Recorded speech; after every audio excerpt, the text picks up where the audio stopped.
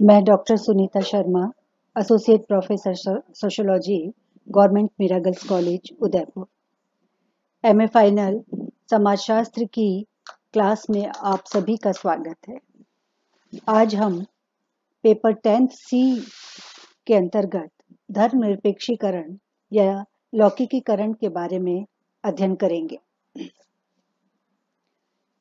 भारत में सामाजिक परिवर्तन लाने में लौकिकीकरण या धर्मनिरपेक्षीकरण की प्रक्रिया ने महत्वपूर्ण भूमिका निभाई है। लौकिकीकरण का अर्थ है पहले जिन वस्तुओं को धार्मिक दृष्टि से देखा जाता था, उसके स्थान पर उन्हें तार्किक, बौद्धिक एवं लौकिक दृष्टिकोण से देखा जाता है। इस प्रक्रिया के परिणाम स्वरूप लोग किसी भी सामाजिक, सांस्कृतिक, आर्थिक, राजनीतिक, नैतिक घटना व वस्तु की व्याख्या वैज्ञानिकता एवं तार्किकता के आधार पर करने लगे। धर्मनिरपेक्षीकरण की प्रक्रिया के फलस्वरूप भारतीय समाज में अनेक परिवर्तन हुए। इसने भारतीय समाज की पवित्रता और अपवित्रता की धारणा, कर्मकांड, जाति, परिवार, सामाजिक संस्थाओं, ग्रामीण समुदाय एवं धर्म आदि सभी को प्रभावित किया है।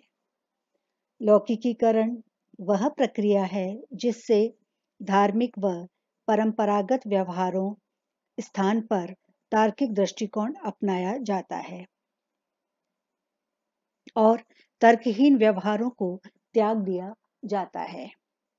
विल्बर्ट मूर लिखते हैं, मानवीय कार्यों में धर्म की भूमिका के संबंध में तार्किक भाव द्वारा स्थान ग्रहण करना अर्थात धार्मिक विश्वासों तथा क्रियाओं का स्थान गैर धार्मिक विश्वासों और क्रियाओं द्वारा ले लेना ही लौकिकीकरण है।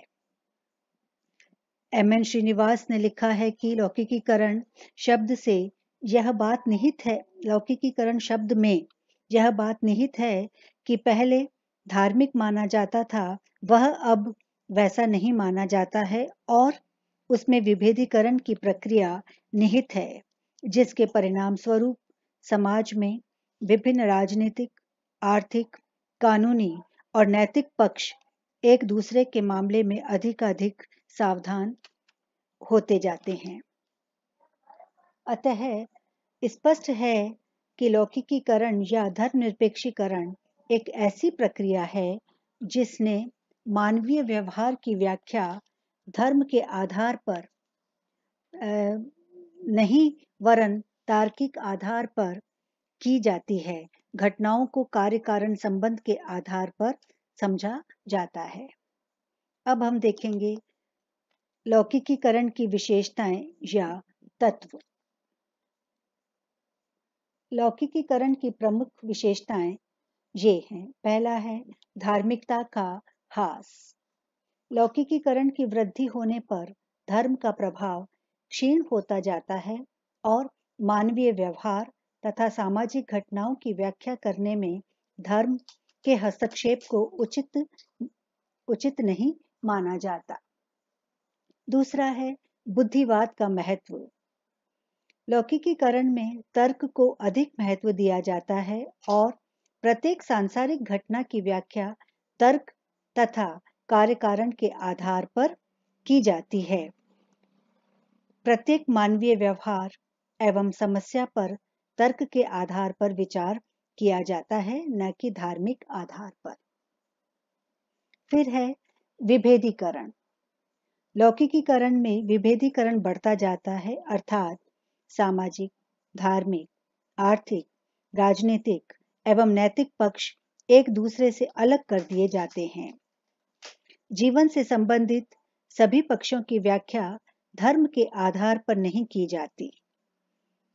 नेक्स्ट है वैज्ञानिक अवधारणा।